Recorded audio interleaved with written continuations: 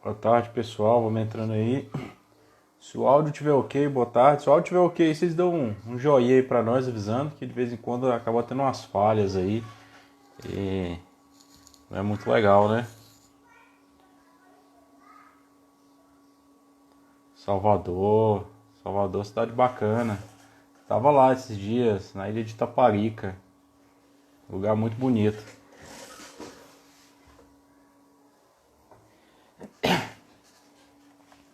Pessoal, hoje nós vamos falar um pouquinho dos dois setores aí, né? Vamos dar uma explanada aí pro pessoal que está chegando aí no mundo dos REITs. É, acabamos escolhendo aí dois setores que não tem, que são bem distintos. Na verdade, eu acho que é o setor mais fácil de analisar e o mais difícil, que é o setor de data center e o setor residencial. Quem não conheceu o Francisco, né? A gente já fez até uma live antes junto. E ele fez uns vídeos aí. Tudo bom, Francisco? Como Fala, que tá, meu Ismael, nobre? tudo bem? Como é que tá? Pessoal aí que não conhece o Francisco aí do canal, vai ficar gravado assim, pessoal. Inclusive o Francisco vai até disponibilizar ele no YouTube, que é acho que é até a plataforma que você mais usa, né, Francisco? Exato, eu foco um pouco mais no YouTube. Eu gosto muito da plataforma que a gente pode programar algumas postagens e a gente consegue ter uma interação grande com outros canais. Então, eu gosto muito mais do YouTube. Mas, claro, a gente tem uma interação em várias plataformas e é sempre bom a gente poder conversar e trocar uma ideia sobre os rates e ainda mais contigo, que é uma, é um ícone aqui no Brasil sobre esse assunto e é sempre um prazer poder conversar contigo é, um pouco mais sobre os investimentos. Sim, eu tava até falando com o pessoal aqui, né? A gente quando marcou a live eu pensei, cara, vamos falar de dois setores aqui. Tem muita gente que tá chegando aí. Tem um pessoal, eu, Augusto aqui, boa tarde. Já segue a gente há tem um tempão, Primo Pobre. E aí acho que já tá mais acostumado com as perguntas e respostas, né? Sim. Mas tem alguns que acabam chegando aí, ainda estão se habituando ao mundo dos REITs, que é um pouco diferente até os setores, né? Eu por focar só em REITs, hoje eu vendi todos os meus fundos imobiliários que eu tinha na minha carteira, mandei para os Estados Unidos e virou tudo REIT, né? Eu tenho uma porcentagem de fundo imobiliário, mas é na minha carteira da minha esposa que eu mantenho para pagar a escola dos meninos. Sim. Então a gente acaba acostumando com os setores que existem aqui no Brasil, e aí a gente vai para os Estados Unidos e são um pouquinho diferente, né? A gente tem basicamente 10 setores principais e tem outros dois aí que são especializados, que não fazem parte de um setor específico, é o caso de prisão, cassino, e você tem alguns REITs que são diversificados, assim, que eles têm um portfólio muito grande, que é o caso de WP Carey, então ele não tem um foco bem definido. A receita dele vem de indústria, de CAR, de residência, de varejo, e aí eles são classificados como os diversificados. Mas tirando esses dois setores aí, a gente tem os 10 principais aí, que eu já fiz até um post para o pessoal entender um pouquinho sobre eles aí, né? E aí eu conversando aqui com o Francisco, para o pessoal entender, né? O Francisco é do canal Mente de Holder, fez até já um vídeo aí, né? Eu assisti teu vídeo falando sobre Equinix no YouTube. Exatamente. E aí eu falei com ele, pô, a gente podia falar dois setores, que é o que eu acho mais fácil de analisar, que é residencial, que até a gente começa aqui, e o setor que depois a gente acaba falando aí, que é o setor mais difícil de se analisar, que é o setor de data center, né? Mas fala aí, Francisco, um pouquinho, até pro pessoal aí que te conhece, né? Esse é o ponto. Então, pessoal, eu sempre trago muito vídeo no YouTube e assim até com o Ismael, que a gente conversou um tempo atrás, eu sou um investidor focado muito no longo prazo, então eu costumo carregar as minhas posições por bastante tempo. Eu sempre é uma estratégia que eu uso há alguns anos já no mercado e é muito bacana de ver essa geração de frutos e principalmente também em relação aos REITs, que a gente conversa bastante, é um investimento novo que eu estou fazendo também, junto com o Ismael. Como que a gente consegue extrair valor, principalmente do mercado americano e principalmente de outras partes não dependentes do Brasil, né? Então, eu sempre falo que a parte de investir em rates residencial digamos que a primeira forma eu sempre digo que a primeira forma de entrar no mercado americano principalmente eu comprando um ETF de rates ou basicamente eu pego um rate residencial que é algo mais padrão, digamos assim, né? Então, esse é até um ponto, Ismael, que eu tive a oportunidade quando eu estava nos Estados Unidos pesquisando, e eu tive conversa com algumas pessoas, E lá a gente nota que o mercado ele é muito mais, tem muito mais pessoas que estão investindo no mercado americano de ações do que no Brasil. E, consequentemente, essas pessoas gostam muito de investir em rates residencial, principalmente pela questão de segurança e também pelo histórico de resultados que esses ativos apresentam, né? Então, a gente vê que são, às vezes, até ativos um pouco mais alavancados, principalmente para fazer frente aos novos investimentos e aquisições. Então a gente vê que é muito, muito bom de ver isso, principalmente agora que a gente está começando a entrar muito mais brasileiros, né, nos investimentos lá fora, né? E, cara, o que eu gosto de começar com o pessoal sempre pergunta, cara, primeiro setor para se analisar em REITs. Eu sempre falo pro pessoal, pô, setor para você começar, eu acho que é o setor residencial. Por quê, na minha opinião? Cara, a não ser que a pessoa more com o pai e com a mãe desde que nasceu, em algum momento da sua vida você teve que escolher um imóvel para morar, ou seja, alugando, ou seja, comprando, financiando, enfim. Então, a gente já conhece os critérios básicos na hora de escolher um imóvel, né? Então, pô, se eu tenho filho, de repente eu prefiro uma casa, se eu tô sozinho, solteiro, eu quero um apartamento mais próximo do centro, né? Inclusive, hoje de manhã a gente estava no Close Friends falando sobre esse setor, o setor residencial, né? E um dos exemplos que eu dei pro pessoal é esse, né? Cara, imagina, às vezes a gente desce numa cidade que a gente não conhece de avião, né? Então, quando você está descendo uma cidade, tirando São Paulo, que é gigantesco, quando você desce em outras cidades, quando você está descendo no aeroporto, a primeira coisa que você vê é aquele aglomerado de prédio em determinado local. Então, ali, você já pressupõe que aquele local ali ou é o centro, ou é sei lá, o ponto mais importante da cidade, a região mais bem localizada, porque os prédios estão brotando ali naquela região, correto? Correto. E os REITs de residências funcionam parecidos, né? Por quê? Geralmente, quando você quer comprar um apartamento, você está disposto a morar no apartamento, você procura muito por localização. Então, o apartamento tem que estar bem localizado, ou se ele não estiver próximo àquela região mais importante da cidade, ele tem que estar próximo ao metrô, uma linha de metrô, um transporte público, uma via de escoamento. Então a gente já consegue fazer esse tipo de análise, né? Nos REITs são fáceis, é mais fácil no REIT residencial a gente analisar isso, né? Porque a gente observa, cara, quando as pessoas vão morar em apartamento, elas procuram, por exemplo, Nova York. Vou dar exemplo de Nova York, né? Pô, eu vou morar em um apartamento em Nova York. Se você vai morar em Manhattan, por exemplo, eu quero morar em Manhattan. Dificilmente você vai conseguir morar em uma casa, né? Com quintal, você não vai achar. Então, Quase a pessoa que vai impossível, para né? lá, Exatamente, né? é, Quase impossível. então você vai ali para morar num apartamento. É lógico que aí você vai querer um apartamento bem localizado, uma metragem X, entendeu? Então você vai estar disposto a pagar um aluguel um pouco mais caro, o reajuste do aluguel de repente vai ser diferenciado. É, o público, geralmente, desses imóveis é diferente também. Ou são pessoas que têm no máximo um filho, é um casal, a pessoa solteira, já que tem uma renda um pouco melhor. E é diferente de uma pessoa que tem 3 filhos. Americano, quem conhece, né? Quando você vai no parque da Disney, eu acho até interessante. Pô, até americano tem 5, 7 filhos, assim. Pra gente é difícil achar isso, né? Mas pra eles é um pouco mais normal.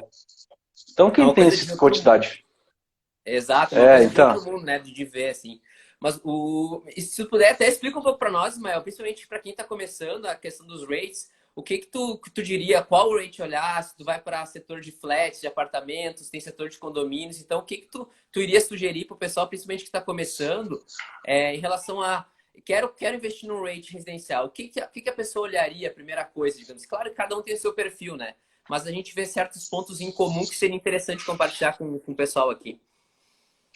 Cara, vamos lá. Primeiro tem que entender esse setor residencial, ele tem 4 subsetores dentro dele. Um, que é o maior, que é o de apartamento.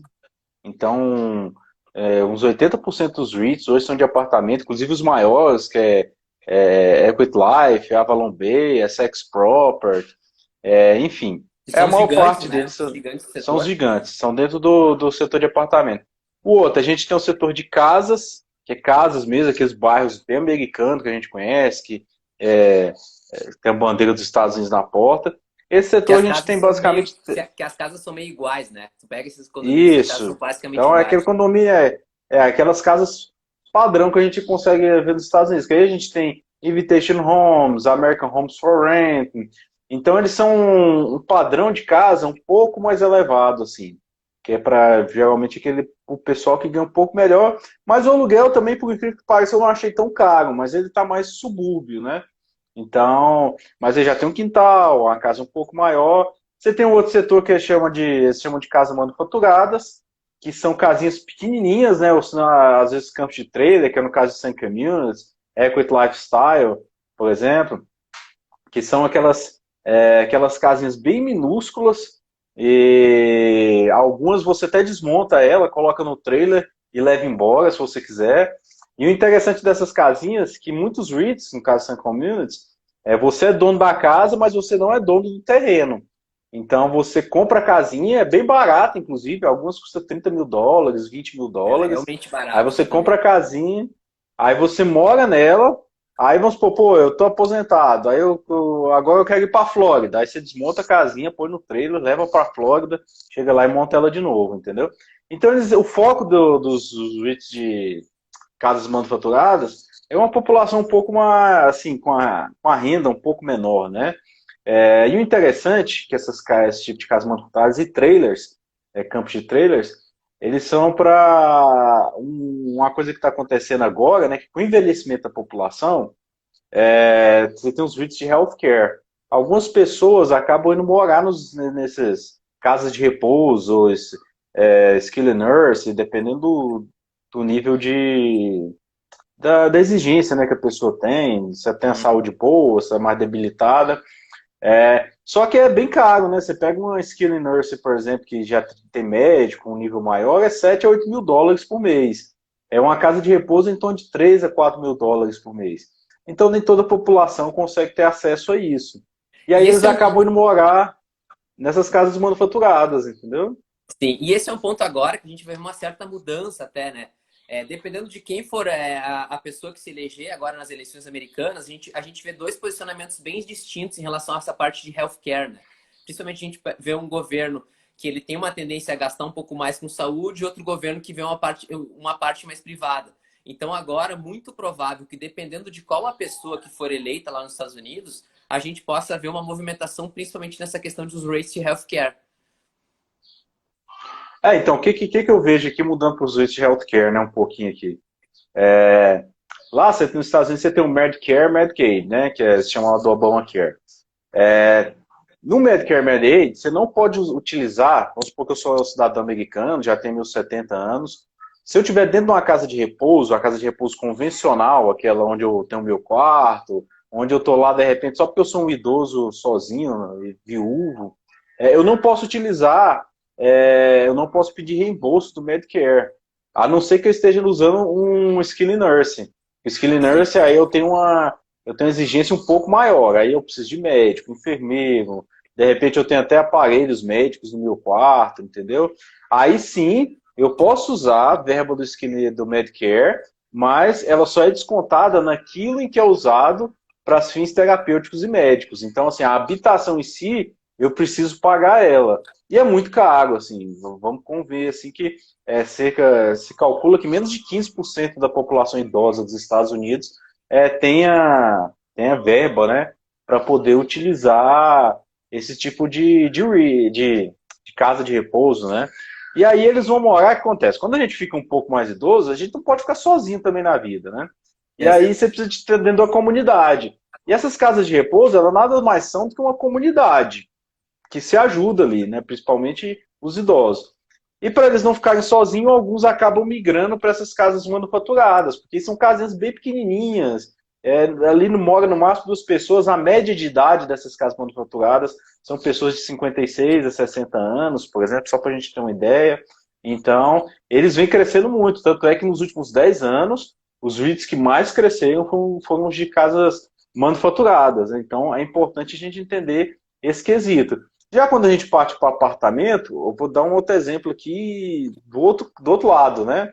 Que é o DR, por exemplo, a Sex Property. Cara, são apartamentos muito alto padrão, em regiões muito bem localizadas. Eu até fiz uma postagem essa semana no Telegram sobre o DR. Cara, os caras têm prédio de apartamento, eu tava olhando até o aluguel, como fazer para alugar, para entrar e tudo mais. Cara, no Wall Street, assim, na esquina com Wall Street. perto da Bolsa de Valores de Nova York. Então, é uma região muito bem localizada e cara, né? Sim. Então, o reajuste de aluguel é muito mais alto, as pessoas que moram ali têm um poder aquisitivo muito maior, então são focos um pouco diferentes, é hora que a gente tem que analisar, né? E o quarto setor que eu acabei esquecendo de falar aqui, para a gente entender de residencial, que é o de casa de habitação de estudante, que seria o que só tem um REIT, na verdade, que é o American Campus, né? Ele tem pontos positivos, tem ponto negativo, ele acaba sendo um REIT, não cresce tanto, por quê? Porque ao mesmo tempo que ele tem uma barreira de entrada, porque é difícil você montar prédios para estudantes, ao mesmo tempo você tem a sua possibilidade de crescer ela é até pouca, né? Porque basicamente eles trabalham muito com as universidades públicas dos Estados Unidos. Então, apesar de esse ter sido uma universidade pública, não é igual aqui que é de graça, né? Você paga Você para paga, estudar na exatamente. universidade pública. Então, ele acaba que é um REIT sazonal, né? Porque assim, você pensa, pô, eu sou estudante, eu só alugo aquele apartamento, e aí ele não aluga só apartamento, ele aluga o leito, né? Então você pode alugar até uma cama se você quiser. Eu só alugo aquele leito quando começa o ano letivo. Então, por exemplo, vai começar o ano letivo lá nos Estados Unidos agora, né? Acabou agora o ano letivo, que lá é o contrário, lá o ano letivo Sim, lá começa no meio do setembro, ano. mais ou menos, né? Isso. Isso. Então começou o ano letivo. Se as aulas não voltaram para o presencial, por exemplo, cara, a sua demanda acabou, e se não voltar até o próximo ano letivo, você não teve contrato novo nenhum entrando para dentro desse REIT, entendeu? Então, assim, nesse meio tempo daqui para o ano que vem, você não tem pedidos novos, entendeu? Então, assim, você só entra e sai em determinadas épocas do ano. Então, acaba que se não é um REIT que é tão, assim, eu Tão não acho dos demandado, né? melhores dentro do setor, Sim. É muito dentro do setor específico, da... né? Ele acaba tendo a demanda, mas é muito sazonal, né? Só que início de ano letivo. Claro.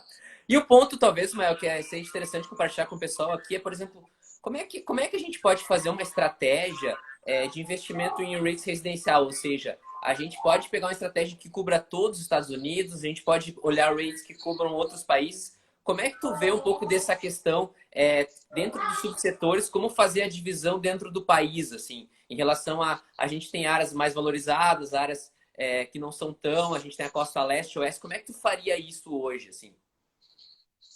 Cara, então, hoje lá nos Estados Unidos, o que que acontece? A gente tem que entender um pouquinho até o país, né, na hora de investir. Lá você tem os estados democratas e os estados republicanos. Quem está acompanhando a eleição aí agora vai observar que tem alguns estados que é democrata e acabou. Independente do candidato, por exemplo, a Califórnia, aqueles estados ali mais nordeste, como Nova York, entendeu? Tem alguns estados que acabou, é democrata. Tem outros estados que é republicano, que é principalmente ali o meio oeste dos Estados Unidos. E a política ela acaba influenciando um pouco, né? Por exemplo, a Califórnia ela é a quinta maior economia do mundo. Se ela fosse um país, ela seria um dos maiores. Só que a política democrata, principalmente na questão social, ela, ela deixa um tanto a desejar, né? Porque ela acaba sendo um pouco permissiva, né? E isso acaba desvalorizando os imóveis. Na Califórnia, por exemplo, já existe uma migração. Os milionários Total, hoje em dia já assim. estão saindo da Califórnia e indo para o estado de Washington. Washington não é a capital, não. O estado de Washington fica ali no cantinho, é o último estado ali do Pacífico, né? Perto do Canadá. É onde a capital é Seattle, se não me engano é Seattle, né? Nem sei se é Seattle, Seattle, isso, mas Seattle Seattle é uma é naquela cidade. região. Sim. Então acaba que os milionários estão migrando para lá. E o que que acontece? REIT de apartamento, principalmente, focado em grandes centros, o maior crescimento dele, na verdade, é aluguel, né? Porque você tem uma demanda muito grande e uma oferta escassa. E essa oferta não é fácil de suprimir, porque você não constrói um prédio do dia para a noite, igual você consegue fazer com uma casa manufaturada, que você constrói ela em 2 dias. Então, até você suprimir essa demanda, você tem que. Você acaba. Como que se diz aqui, né? Você acaba elevando o nível do aluguel, porque aí você acaba expulsando aquelas pessoas que não têm condição para regiões a cada vez Automaticamente a mais economia distantes. vai expulsando elas, né? Em tese, né? A economia vai expulsando. Então, assim, você tem esses pontos que é o crescimento dos REITs de apartamento através de aluguel, né? Mas isso são REITs focados em grandes mercados, que é o que a gente chama de mercado primário, né? E você tem outros REITs, por exemplo, eu até comentei hoje, por exemplo, o REIT que está dando mais resultado dentro de apartamento é Mid America Apartments, que é MAA, o código dele. Ele é um REIT muito interessante, que ele não é focado tanto em cidades grandes, por exemplo.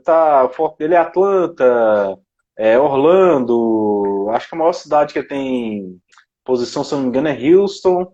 Eu não lembro agora a fonte de todas as receitas dele, eu lembro A algumas coisas de Cleveland cor. tem, eu acho também, não. Cleveland, que é uma cidade média, alguma coisa Isso, assim. Ele tem, são várias cidades assim que não são aquelas cidades principais, né, dos Estados Unidos, né? Seattle, Nova York, Boston. Então, ele acaba aproveitando por quê? Porque nessas cidades você tem o crescimento da renda, né? As pessoas estão crescendo renda de uma forma é, de uma forma Substancial. maior do que a média dos Estados Unidos. Você ainda tem espaço para crescer imóveis. Então, é um REIT que nos últimos 10 anos os dois melhores rentabilidades é de apartamento, né? É Mid American Apartments e a Sex Property. Que a Sex Property, como eu falei, é um REIT focado basicamente na Califórnia, ali no Vale do Silício, né? Quem vai para o Vale do Silício sabe, né? Vale do Silício é onde está a Google, Facebook, os gigantes aí da tecnologia. E aí quem vai trabalhar para esses gigantes geralmente ganha bem. E aí a pessoa tem condição de pagar esses apartamentos um pouco mais caro, né? E hoje fazendo a gente tem a costa oeste, que tem essas partes de tecnologia, a gente tem a parte leste, que tem mais a parte de Manhattan, e agora também está vindo bem forte nesses últimos meses, esses REITs com uma posição mais no centro do país, né? Então é um ponto bem importante, assim, de fazer uma certa diversificação, caso a pessoa realmente queira investir nesse tipo de setor em REITs residenciais. Eu sempre vejo como muito salutar essa questão de diversificação dentro do próprio subsetor, né? Então, é algo que eu gosto bastante de diversificação e principalmente quando a gente está nos REITs residenciais, a gente consegue ter esses subsetores que suprem bastante essa demanda caso a pessoa goste, né? Tá me ouvindo? Acho que o meu travou aqui, eu não sei. Esse que eu dei exemplo de REITs de apartamento, né? Quando a gente vai para REITs de casa, já tem um foco um pouco diferente. A maioria deles, o foco é esse mercado secundário, essas cidades um pouco menores, né? É, mas é isso que a gente tem que entender, né? Quando a gente vai alugar, por exemplo, pô, chega um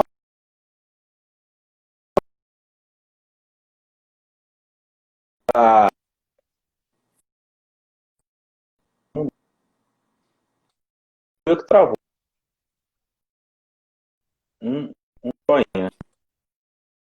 Francisco.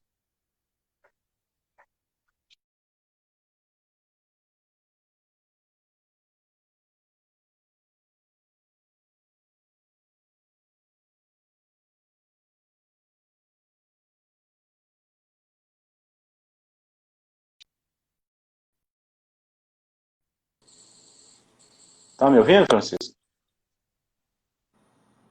Tá me ouvindo? Não. Agora sim, Acho que foi o meu que travou, né? deu, o meu travou também. Então, é o pessoal aí que já lê os relatórios em inglês. Quando vocês observarem, a parte geralmente multifamily, né? São os apartamentos, single family, são as casas. Então, hoje os rates de multifamily são 14, casas são 3, o casas não faturadas 3, e o de casa estudantil só uma. Ok? Tá me ouvindo aí, pessoal? Acho que ainda tá um pouco estável aí, mas eu tô falando aqui e vou falando aí com vocês. Tá Para mim tranquilo, tá um pouco. Francisco? Então, assim, o que eu acabo falando um pouco mais de REIT residencial é porque é um pouco mais fácil da gente analisar, né? Se aqui no Brasil a gente tivesse REITs residenciais, seria, pô, você tem um REIT no centro de São Paulo, outro no centro do Rio, entendeu? Então aí você consegue analisar mais, porque são grandes cidades, ou de repente, pô, eu quero uma cidade que está em expansão no interior, então isso é interessante para a gente entender um pouquinho mais, porque nos Estados Unidos REITs residenciais são bem grandes, né? No Brasil, o fundo imobiliário nosso ainda está de residência ainda é muito pequeno. Exato, e talvez seria até um ponto no futuro de ter rates, digamos assim, no Brasil, ou fundos imobiliários, que é parecido, em relação a condomínios, talvez, que é algo que está crescendo exponencialmente aqui no Brasil. Então, a gente vê várias cidades em que esse modo de moradia, de residência está crescendo. Então, é um ponto que caso tenha, e claro, são fundos imobiliários e rates são diferentes, não são a mesma coisa, mas seria algo bem salutar de ter aqui no país, né? Cara, eu acho um pouco diferente, assim, do povo do americano e do brasileiro, é questão de cultura mesmo, né? Porque no Brasil eu já entendo até porque não tem tanto, né? Cara, a gente, por exemplo, pô, a gente pega nossos pais, nossos tios, avós, na época deles investimento era imóvel, era comprar terra, é Comprar comprar terra, terreno, exatamente. comprar Comprar. terra, entendeu? Eu lembro quando eu era moleque, bem pequeno, tinha um tio meu que ele comprava telefone fixo, velho, ele alugava eles, entendeu? Então, porque na época um telefone fixo era quase um preço de um carro. Então, já a nova geração, principalmente que está surgindo nos Estados Unidos, ela não tem tanto esse apego a ter um imóvel. Então, eles estão bem mais dispostos. E outra, você pega, por exemplo, a American Homes. Um aluguel deles, uma casa, né? Uma casa bacaninha, 3 quartos, até grande, quintal, aquela casinha padrão americano. 1.300, US$ 1.500, dependendo da casa. E é uma casa que, se ele for comprar, é quase US$ 1 milhão. Então, assim, a pessoa, de repente, não está tão disposta a imobilizar esse dinheiro todo. Ela, pô, vou viver a vida, vou viajar, é uma geração que pensa diferente. Algumas pessoas até, eu vou dar um outro exemplo aqui, né? Sobre um REIT chamado Four Corners, que é um REIT restaurante. Alguns ainda ficam muito com medo, falam, pô, mas um REIT restaurante, mas só para a gente ter uma ideia, né? Enquanto a minha geração, né, que é aquela geração que nasceu nos anos 80 até o começo dos anos 90, ela está disposta a gastar até 15, 20% do salário comendo fora. Já essa nova geração, que nasceu ali mais ou menos nos anos 2000, ela já está disposta a gastar 60% do que ela gasta com alimento comendo fora de casa. Então, assim, as gerações elas estão vindo mudando o hábito, né? Então, assim, no mundo do investimento a gente tem que acabar acompanhando essa mudança de hábito um pouquinho, né? E essa mudança de hábito até reflete nos vídeos de data center aí, né? Que a gente já acabou Ex- vindo falar agora um E vamos pouco, falar né? daqui a pouco, né? Esse é um ponto bem interessante da gente ver como as coisas vão mudando. E eu sempre digo que o principal do investidor, tanto em rates quanto stocks, quanto em outros ativos, é principalmente de se adaptar à realidade do momento, né? Então, eu que tenho um olhar muito de longo prazo e gosto muito de carregar minhas posições por bastante tempo, claro que vai oscilar bastante e vai ter momentos em que eu vou me questionar se realmente fazer parte desse ativo vale a pena ou não, né? Então, é um ponto muito, muito claro que nos rates a gente vê essa movimentação também. Agora a gente deu esse exemplo de rates de restaurante que podem sofrer as variações conforme passa as gerações e a gente vai ajustando também a política, economia, vários outros pontos no mercado americano.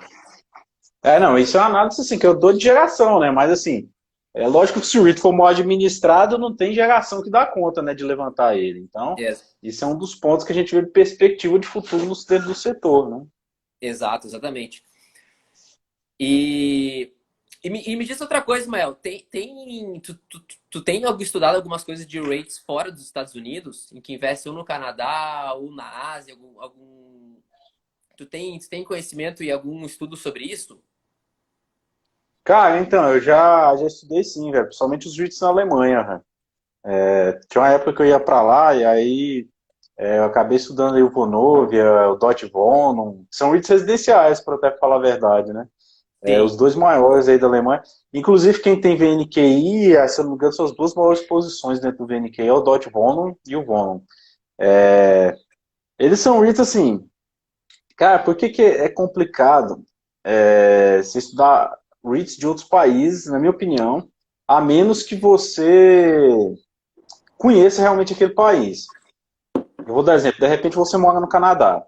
Aí eu estou no Canadá, eu conheço o Canadá, eu sei a legislação do Canadá. Aí eu acho que realmente vale a pena, porque você está próximo, né? Você conhece a cultura do país. Ah, mas você vai estudar um REIT, por exemplo. Vou dar exemplo dos REITs na China. Cara, a China, por exemplo, de 2015 até 2018, ela gastou mais concreto do que os Estados Unidos em 100 anos. Então, assim, nossa, a China, assim, ela está numa expansão alucinada. Eles constroem a cidade do zero e não tem nem gente para habitar aquela cidade.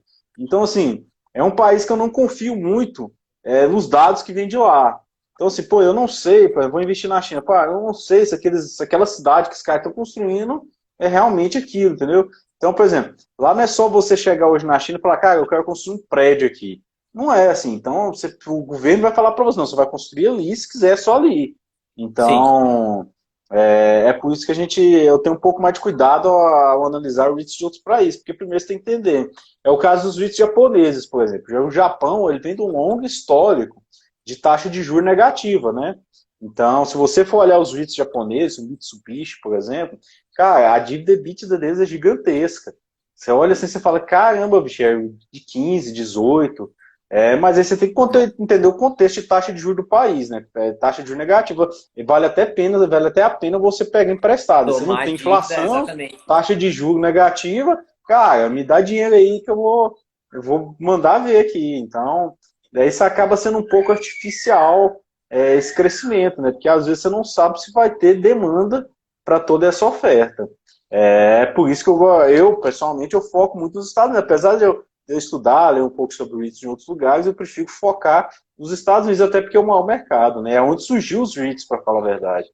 Essa modalidade, né? Esse é um ponto muito bacana, porque eu gosto de diversificação e gradualmente eu estou montando algumas posições pequenas em Ásia, principalmente para ter uma exposição ao continente, né?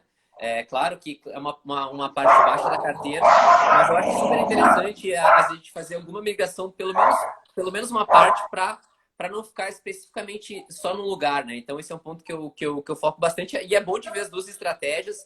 Cada pessoa pensa de uma maneira e isso que é o bom, né? Cada um tem a sua forma de investir e ter o seu olhar de longo prazo também, né?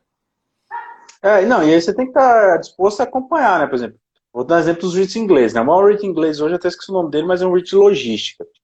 Cara, ele sofreu bastante aí com essa questão do Brexit, né? Então, até hoje ele sofre.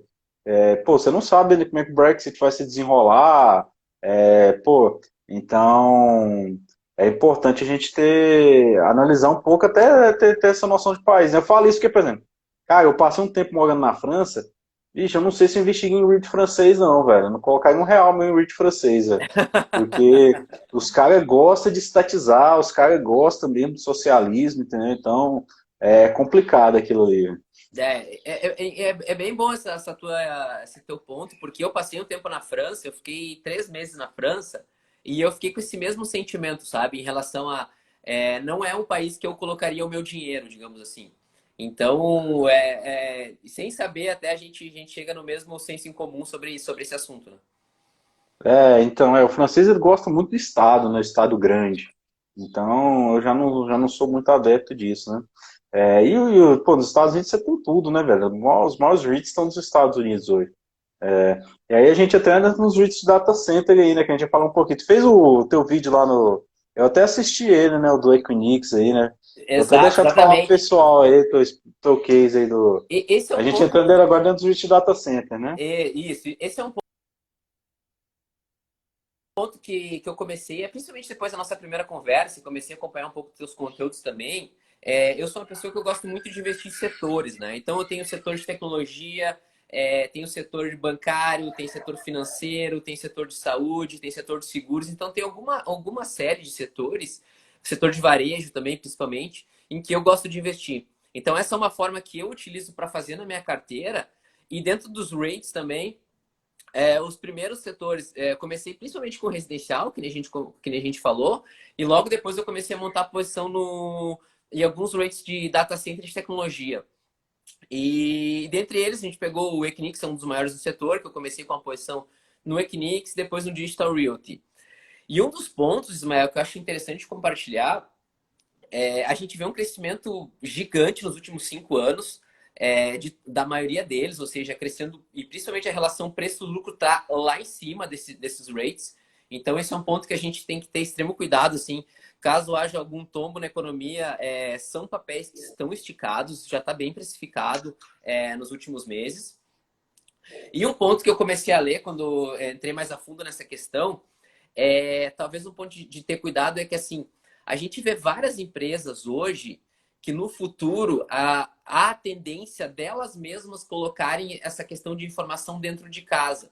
Então, o que eu dá para notar, principalmente no Equinix?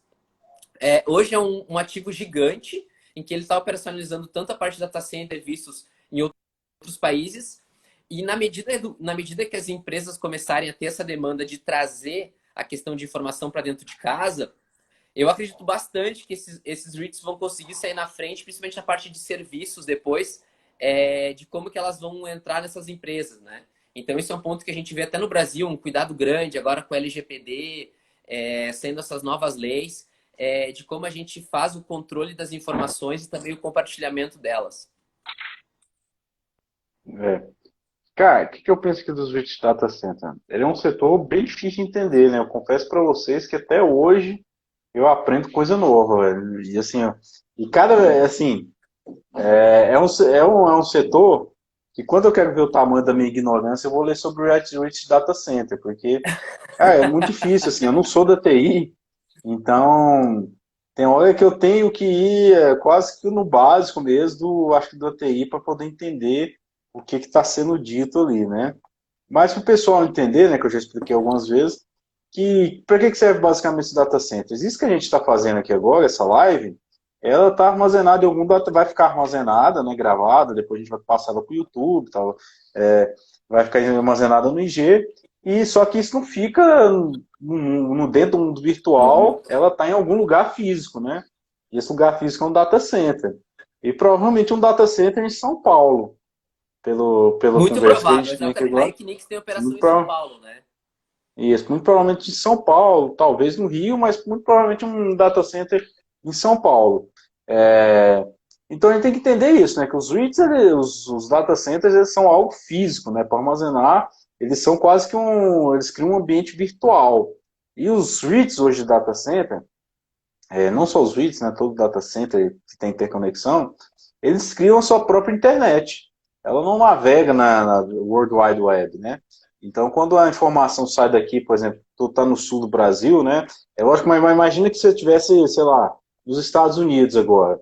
Cara, talvez essa informação estivesse circulando por um cabo submarino entre um data center e outro, porque por questão de segurança, né? Se eu tivesse então dentro de uma empresa sei lá, uma instituição financeira, JP Morgan, cara, JP Morgan com certeza as informações dela não vai estar sendo transitada via um canal de web, ela vai estar transitando entre um data center e outro pelo cabeamento próprio, né? Deles. Então, uma das principais intenções desses Rich Data Center é oferecer segurança, né, para o usuário dela.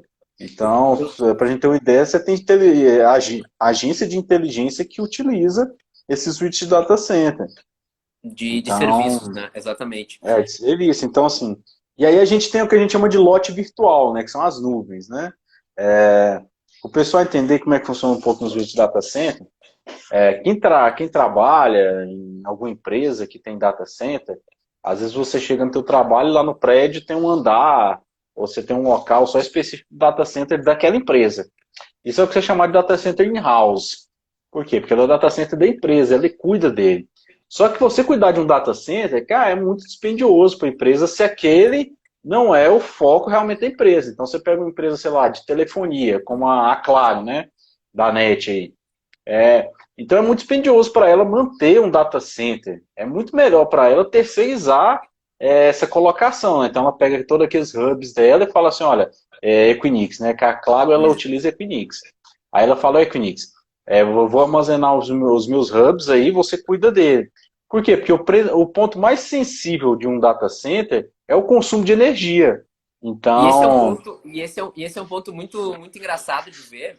Eu estava lendo esses dias que a Microsoft, por exemplo, ela estava testando um data center embaixo do oceano, principalmente por essa questão de não sofrer tanto com calor e pelo consumo de energia. Então, eles estavam fazendo os primeiros testes em relação a esse modelo de colocar um data center embaixo do oceano para verificar como que ele consegue consumir menos energia.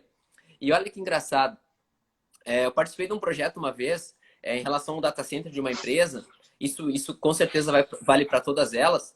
Que, por exemplo, esse data center tem que ter o ar-condicionado 24 horas por dia rodando nele para o data center não aquecer. Então, imagina a responsabilidade da empresa de ar-condicionado, um exemplo super específico, caso dê algum erro e toda a informação seja perdida ou não consiga ser usada. Então, isso existe um cuidado extremo e é até um dos motivos que as empresas contratam esses rates, essas companhias, para não ter essas dores de cabeça, né? Então, às vezes não vale a pena tu ter todo esse custo dentro de casa, numa operação, e vale muito mais a pena tu demandar esse serviço de empresas especializadas. Sim, por exemplo, um exemplo aqui, né? A Rede Globo, né? A Rede Globo, ela utiliza a maior parte de tudo aquilo que vocês assistem na Rede Globo é armazenado dentro de um data center da Equinix. Cara, não é o case principal da Rede Globo ter data center, mas ela precisa armazenar essas informações. É, E aí você precisa ter técnico de TI 24 horas por dia, você precisa ter um técnico de elétrica lá, porque se der pepino, tem que acionar os geradores, né? Lógico que os geradores são automáticos, né? Mas você tem que geradores automáticos, você tem questão de redundância, então informação que está num data center tem que estar em outro data center também, para que aquela informação não pare, né? Então, quem trabalha aí com streaming, por exemplo, com a de Netflix, a Globoplay, por exemplo, não pode parar. E 24 horas aqui tem que estar. Então é um custo muito grande para uma empresa que o case dela não é ficar cuidando de data center. E ela terceiriza isso, aí ela faz o colocation, né? Ela fala lá, ó, eu quero alugar 50 metros quadrados aqui e eu quero colocar meus hubs. Você só cuida deles para mim. Você não vai fazer nada. Entendeu? Você que vai cuidar da eletricidade, você vai cuidar da parte aqui de refrigeração, enfim. E esse é o que é conhecido como colocation, né? Você tem o wholesale, né, que é o atacado, assim por dizer, que é onde as empresas, como por exemplo, empresas grandes, como Microsoft, IBM, elas falam, olha, eu quero alugar tudo. O data center inteiro é meu, vocês cuidam dele lá, mas o data center todo, tudo que está lá dentro é meu, está isolado. Então, o wholesale ele é interessante, porque algumas empresas como QTS, eles têm muito wholesale, né? Que aí apesar de você ter um cliente por um prazo longo, você acaba tendo um aluguel um pouco menor, né? Então a sua margem fica um pouco mais reduzida. Então, isso é importante entender esses cases aqui dos REITs, né? E esse, e esse é um dos pontos também que deixam eles bem complexos, né? Tu entender toda essa estrutura da operação, onde os REITs conseguem gerar valor e também para entender um pouco do negócio, né? Esses são os pontos que deixam o setor um pouco difícil e, claro, até de certa forma um pouco mais arriscado, não tem um histórico tão linear quanto a parte de REITs residencial, por exemplo, né? Então, é muito complexo, assim, não é nem impossível, né? Mas dá para entender, querendo estudar, dá para você entender. Você tem questão de nó, enfim, os hubs, você tem que entender um pouquinho. Para entender, por exemplo, hoje, cara, foi Equinix, não sei se foi QTS, eu não lembro qual que eu li, que eles estão montando um mega data center numa região lá no estado de Washington, lá na divisa com o Canadá, porque é uma cidade do interior, isolada, que a cidade está começando a ter um boom inflacionário de imóveis lá. Porque o que eles descobriram? Que a cidade ela tem um clima muito frio, mesmo no verão, e aí isso é importante, né, na refrigeração dos hubs, e os imóveis lá eram muito baratos. Então, assim, eles estavam comprando fazendas imensas, porque o que esses REITs já esperam? O que a gente tem que entender do setor de data center, que tem expansão ainda. Então, eles ainda estão brigando por mercado. Eles ainda não estão consolidados. Mesmo a Equinix, sendo um gigante que ela não está totalmente consolidada. Por exemplo, depois que a Digital Realty comprou a interconexão na Europa, ela deu um salto aí de gigante, interconexões. Exatamente. Então, elas ainda estão brigando por espaço, por market share. Então, o que eles estão fazendo agora? Eles pegam essas cidades pequenas, que é como lá no estado de Washington, nos Estados Unidos, compram um terreno gigantesco, constroem um data center. Os caras falam, se a gente precisar ampliar esse data center 50 vezes, a gente tem espaço, entendeu? Deixa lá, e aí acaba tendo. Deixa lá. Então, isso é o caso de QTS, por exemplo. QTS, ela tem mais do que o dobro da capacidade de data center do que o que ela realmente tem, porque assim, ela constrói o data center, mas ela ainda deixa um espaço gigantesco para poder armazenar mais hub se for preciso no futuro, entendeu? Então, assim, a gente tem que entender um pouco do setor. O setor ainda está, assim, uma briga de foice no escuro ainda. Os caras ainda estão brigando para pegar market share, né? Não tem ninguém totalmente consolidado, né? Então, e aí a métrica, assim, não é métrica, mas o ponto mais sensível, importante, na minha opinião, é interconexões, né? Dentro dos data centers. Eu canso de falar isso aqui, eu acho que eu sou até repetitivo, redundante, né? Falando sobre interconexões. Por que essas interconexões são importantes? É aquilo que eu falo, pessoal, cara, imagina que você vai comprar um computador hoje, você chega na loja e o cara fala para você, olha, eu tenho um Mac que custa 20 mil reais, eu estou vendendo ele por 2 mil. Só que ele tem um problema, ele não conecta e nunca vai conectar a internet. Ah, de repente é um Mac, mas não vai servir para você, né? Uhum. Talvez para muito. Mas se for para uma pessoa que trabalha, cara, eu só quero para trabalhar, digitar, e o computador é excelente, resolve a minha vida, entendeu? Às vezes eu quero só jogar, não sei, às vezes um offline, ele resolve a vida. Alguns REITs data center é assim também, alguns têm muita interconexão. Então a interconexão, ela acaba, e interconexão ela não é bem como a internet, né? Para falar a verdade, como que você tem interconexão? Cara, no nosso trabalho, todo mundo que trabalha aqui, provavelmente no seu trabalho, a internet é limitada. Você não acessa qualquer site, né? Então, Geralmente, sim. alguns trabalhos têm internet liberada, outros limitam só alguns sites específicos. Então, assim, você tem vários níveis de limitação para acesso de internet no nosso trabalho. E os data centers eles funcionam mais ou menos dessa forma. Alguns são um pouco mais limitados em interconexões, outras têm interconexão maior, outras menores, entendeu? Então, dependendo do cliente, então a Amazon, por exemplo, ela precisa ter uma interconexão, ela precisa de um data center que tem grande interconexão no mundo inteiro. Então eles vêm crescendo nisso. Um exemplo que eu dei foi de Cyrus One, que eles acabaram de construir um data center em São Paulo, Hortolândia. Cara, Digital Realty, eu nem sabia, mas eu estava lendo semana retrasada. Eles estão construindo data center no Quênia, em Nossa! Mombasa. Sim. Construir data center agora em Santiago, no Chile, entendeu? Expandiu muito na Austrália. Então, assim, cara, você precisa de data center se você ficar um ano sem ler. Olha, você lê de novo, você nem acredita nos data centers que eles estão construindo, entendeu? Sim. Então, isso é muito importante para eles. E aí, quando a gente pensa, né, na internet, a gente pensa em algo virtual que tanto faz o lugar que você está. Mas o data center não. O data center ele tem até os edges, né? O que seriam os edges? Seriam replicadores. Então, aí que Digital Realty sai um pouquinho mais na frente de E os Equinix, outros? porque Digital Realty é o REIT que tem mais data centers, são 287, se eu não estiver errado aqui agora. E Equinix são 210, 220, algo do tipo. E esse edge basicamente é o quê? Você precisa ter data centers em regiões estratégicas do mundo, né? Para que você esteja cada vez mais próximo do seu cliente, evitando assim a latência, que a latência é a demora, né? Então, assim, Demora na movimentação da informação, né? isso seria que quando a gente quando a gente vê aquelas reportagem, né?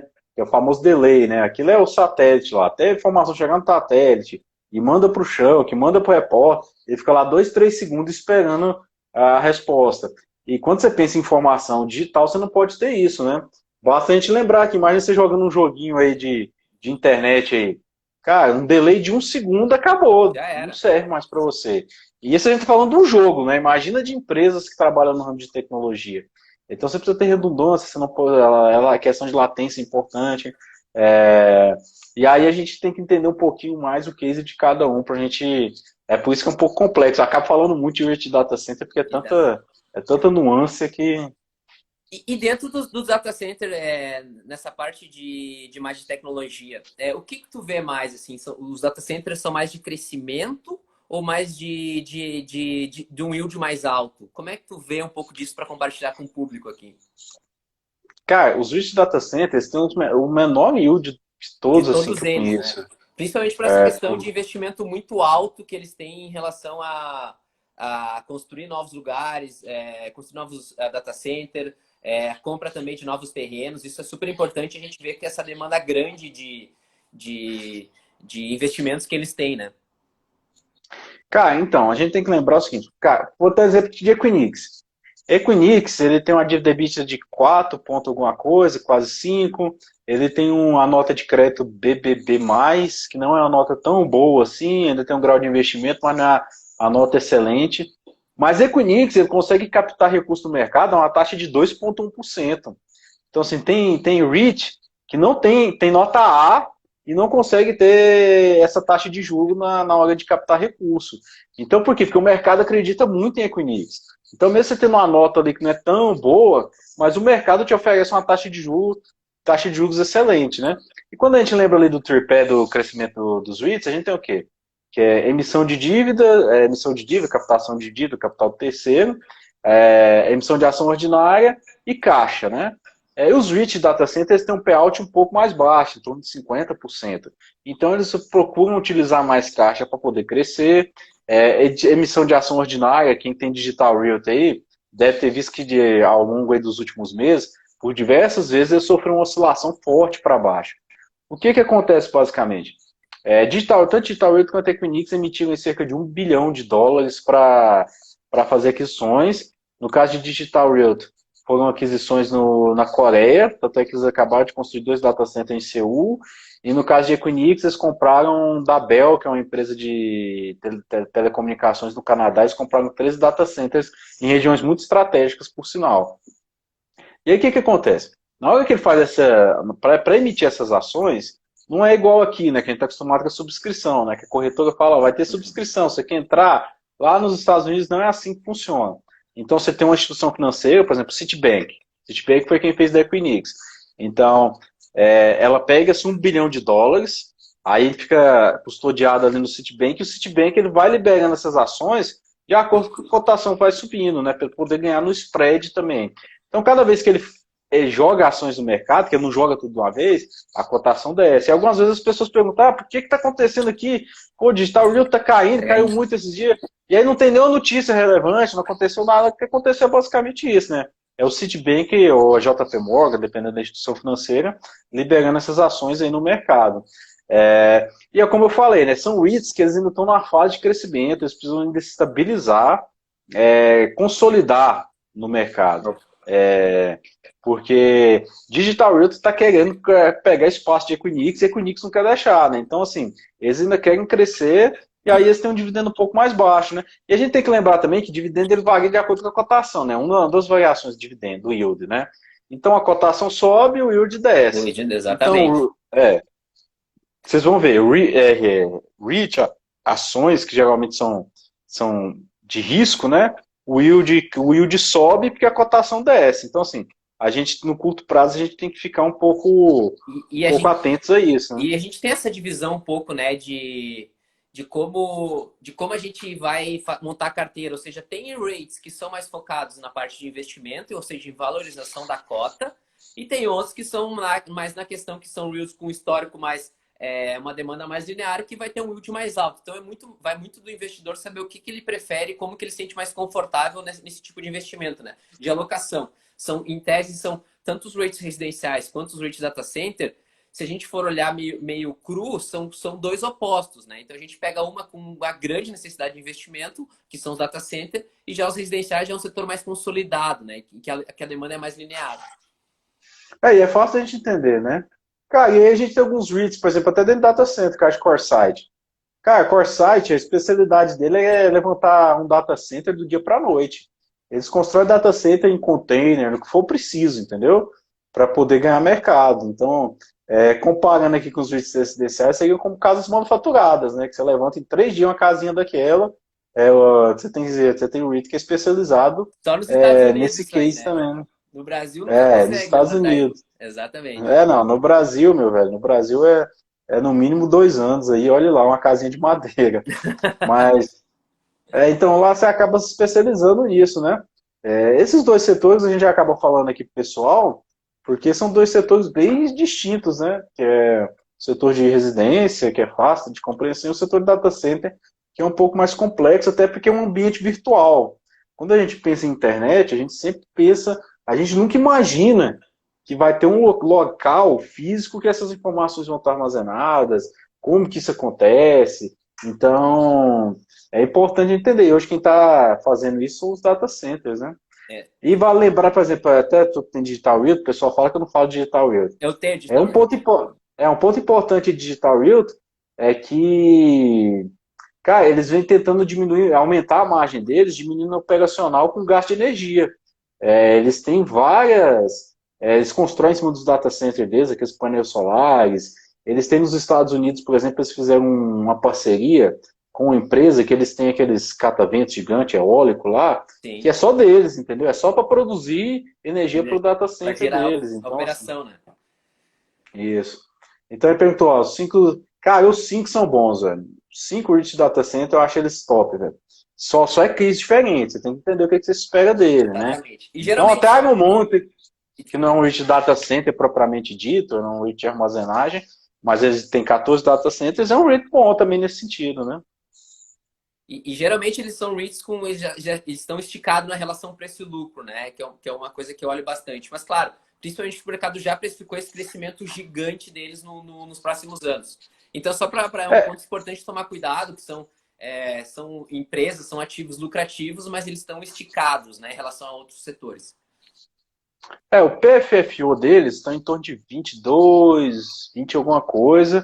O mais esticado é Equinix, passa dos 40, entendeu? Ele é o mais esticado de longe aí. Perguntaram de SARS One. Cara, SARS One, ele é um REIT que, assim, na minha opinião, ele se pegar de hoje para daqui 2, 3 anos, talvez seja o que vai ter o maior crescimento. Porque, cara, o SARS One ele vem tentando brigar com os grandes, entendeu? Ele é aquele azarão que está correndo por fora. E há 2 anos atrás, cara, Sarzon tinha uma meia dúzia de data center. Hoje em dia os caras já estão até no Brasil. Então, os caras já estão expandindo para a Ásia, para a Europa. Então, assim, eu tô até. É o que eu falo, né? Às vezes eu fico 6 meses sem pegar O fazer o REIT, portfólio do sim. REIT. Quando eu abro de novo, cara, é igual eu falei Não digital REIT, eu afunda. até assustei. Falei, cara, os caras já tem REIT em Bumbaça no Quênia, eu nem sabia, né? Eu vou fazer um vídeo sobre Então, esse rate aí nos próximos dias do canal. Vou fazer um vídeo sobre esse. Até vou dar uma pesquisada e passar bacana, esse aqui crescendo bastante. Cara, e ó, Digital Realty, se tu for fazer o vídeo, o data center, um dos data centers mais importantes deles, eu já falei isso várias vezes, é um em Marseille, na França, véio, porque no sul da França, inclusive eles têm esse data center porque eles compraram interconexão na Europa. E a partir desse data center, eles têm cabeamento para a África, para o Oriente Médio, entendeu? Então, é um REIT data center importante. No caso de Equinix, o mais importante deles na Europa é um REIT, é um data center que eles possuem agora na Bélgica. Então, a Bélgica é o maior ponto de apoio da Equinix, enquanto a da Digital Realty é Marseille. Marcelo. Mas é isso aí, pessoal. Estamos 2 minutos aí. Deixa até tu falar aí, a despedida Tá pessoal aí. despedido. Então, pessoal, agradeço, Ismael, de novo pelo convite. É sempre muito bom falar contigo. Eu sempre digo que eu acredito que seja a pessoa que mais saiba de rate no Brasil. Muito provavelmente. Olha, Que isso. que eu não devo estar errado, né? Mas aproveito para deixar algum vídeo para o pessoal também passar sempre lá no meu canal do YouTube. Eu posto semanalmente vídeos principalmente sobre estoques e ativos brasileiros também. Agora a gente está começando a montar a posição em alguns rates e entrando principalmente nos estudos junto com o Ismael em relação a alguns ativos. Então aproveito para deixar o convite e gosto muito sempre de estar aqui contigo. Trocar esse bate-papo é sempre muito bom. A gente aprende sempre quando a gente conversa sai alguma coisa boa, né? Nem sei se saiu esse vídeo e vamos. Muito provável quando eu fizer ele eu já compartilho contigo até para gente poder entrar mais a fundo nesse papel. Não, bacana. Eu que agradeço. Quem não segue o canal dele é Mente de Holder, né? No YouTube. Exato, lá no YouTube Mente de Holder, me segue lá que É bem toda legal. semana eu posto conteúdo e gosto muito de estar no YouTube, eu acho uma plataforma sensacional. Cara, então, eu tenho que ir mais pro YouTube, velho. Eu falo porque assim, eu vou falar a minha experiência. Cara, eu não assisto YouTube, pra te falar a verdade, assim. Eu assisto muito pouco, velho. Eu gosto muito de ler. Eu sou um cara de ler. Eu leio, leio, leio, leio, leio muito. E aí, por ler, eu gosto de escrever, entendeu? Sim, Apesar do meu automático. português ser os melhores do universo, mas eu gosto muito de escrever, e aí eu escrevo mais no canal do Telegram. Mas eu ainda pretendo fazer uns vídeos aí no YouTube, talvez, para poder explicar melhor um case de cada REIT aí, Às vezes ao é do meu bom. ponto de vista. Vamos fazer um vídeo juntos. A gente pega um ativo específico, uma demanda específica de algum ativo, a gente pode fazer junto até para tu startar teu canal. Já deve ter começado, mas para colocar mais Já tem conteúdo alguns lá. vídeos lá, mas é vídeo que eu faço aqui, live, aí eu Sim. mando bala E aí vai. e vai pra lá, também no edito, do jeito que baixa aqui, tá lá, e aí quem quiser ver, assiste lá, e é isso aí, né? Tranquilo, pessoal? Beleza, Um então. abraço. Depois a Obrigado, gente Ismael. marca outro aí no YouTube, aí a Vamos marcar, gente a gente fala pega só de um algum ativo outro assunto específico. específico e vamos lá. Tá bom? Tranquilo? Um abraço, foi um prazer estar aqui com você, pessoal. Valeu, eu que agradeço. Um abraço. Até mais.